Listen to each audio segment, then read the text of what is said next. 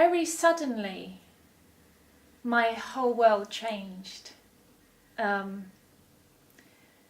It's very, very hard to explain, because it's like your reality is totally warped. Everything that you thought you believed in and you trusted, or I trusted, seemed to just fall apart around me.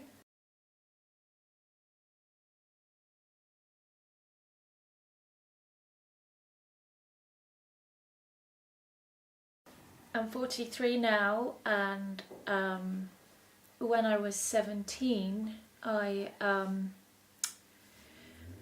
will say that I contracted a disease, although I don't know how contagious it actually is, or whether it's something in the environment. I really couldn't tell you. But I started to see sort of strange coloured fibres and what looked like insects. But when you examine them closely, it was just sort of like a hair. And mostly they were in my scalp. So I thought I caught head lice from somewhere. But I treated my hair with head lice treatment time and time again. And all I could see while I was combing out were these coloured fibres from my scalp. I insisted on seeing a dermatologist through my doctor at 17. It was quite daunting, and I went to see a specialist in the hospital, and there was two guys. And when I told them what I was experiencing, they laughed at me. And I got the impression, looking back, that they had probably been told that there was this sort of wave of people who were imagining that they had sort of creatures or whatever. But I realised very quickly at that tender age of 17 that something very strange was going on.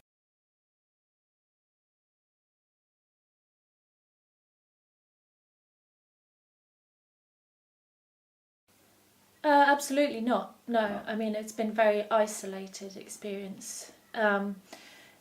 So, I mean, at 17, obviously there was no internet, no mobile phones, no computers. So, no, I was very, very isolated. And for much of my life, I felt like I knew something very important, but I couldn't share it with anyone. Well, I think it does a really strange thing to you, because I think in a way you live a lie. You go through the motions, but inside you know that there's so much more going on, which you can't share with anyone. It's like having a knowledge and not being able to share it. It's almost like you live two lives,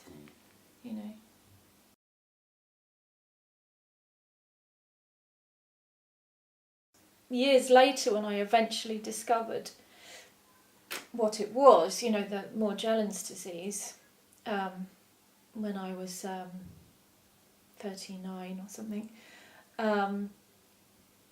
and I told my family about Morgellons disease then, they basically, some of my family treated me like I was sort of attention seeking, and it made them angry, and some of my family just basically blanked me, just didn't know how. I think I just annoyed everyone, because there was no way on earth they were going to believe me. And so therefore it was me, attention seeking.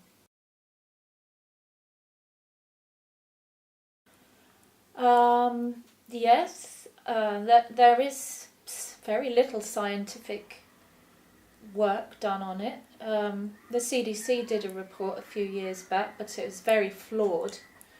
Very disappointing. The Charles E. Holman Foundation, they're the only people, as I know of, that do medical research, and they very much feel that it's an insect vectored disease and probably a co-infection of Lyme disease.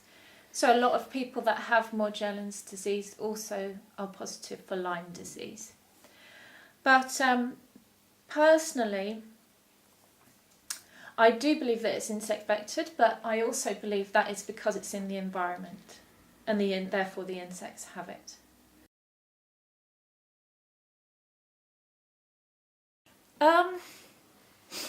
Well, lately I've got thinking about that quite a lot because it's actually quite difficult to manage. It's a bit like having a double life because I don't talk about any of my sort of Morgellons related, or very rarely even talk about my health problems anymore. But they do dominate my life. So I kind of go around pretending that I don't have health problems and trying to be the same as everyone else, trying to work, trying to enjoy life, and trying to do all the things that everyone else does. But for me, all those things are much harder. And so sometimes I worry that I kind of might end up having a bit of sort of double life, you know. Yeah, it's hard to manage.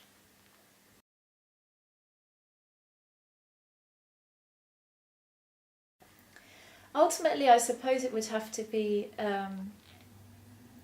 population control and the denial of. Personally, I think that's what a lot of our problems are all about. Now, some people think, when you talk about population control, I think some people think it's a good thing because of the environmental disaster. Well, if you look into the truth behind things like Agenda 21 and Codex Alimentarius, you realise there's quite a sinister sort of background to that, and this overpopulation sort of idea is kind of being used to make us feel, as individuals on this planet, us feel like we're responsible and we're bad people because we are destroying the environment. And actually it's them that are destroying the environment, the corporations, you know, and making us feel like we should feel bad about that.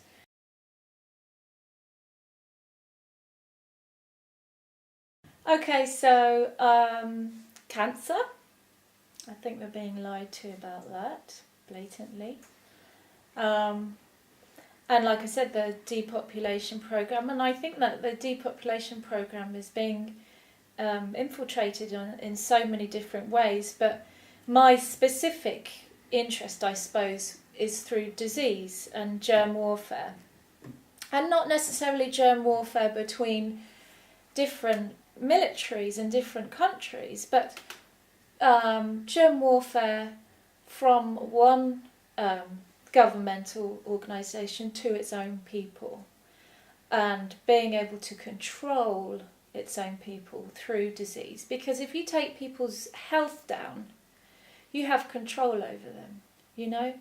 And there are so many chronic illnesses now, and it's not just through pathogens that are possibly being spread on purpose, but also through the shit food that we're being made to believe we want, and the vaccinations, the stuff they're spraying in the sky. You know, it's an onslaught.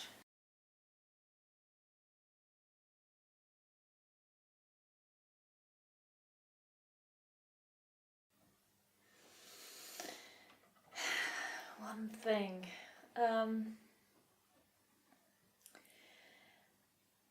It's going to sound a little bit hippie-ish, but the thing that I've observed a lot is that the heart chakra seems to be very closed. And I think that the only hope that we might have is to try and open that. I have a bit of a theory that heart chakra is closed on purpose.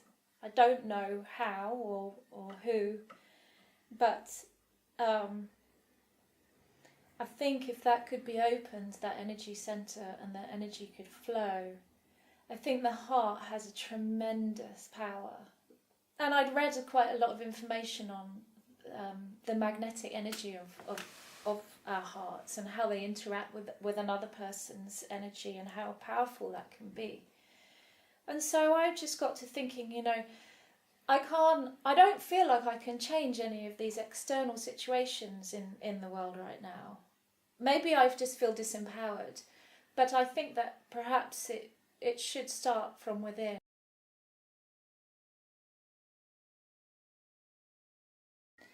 I think it's important to remember to breathe.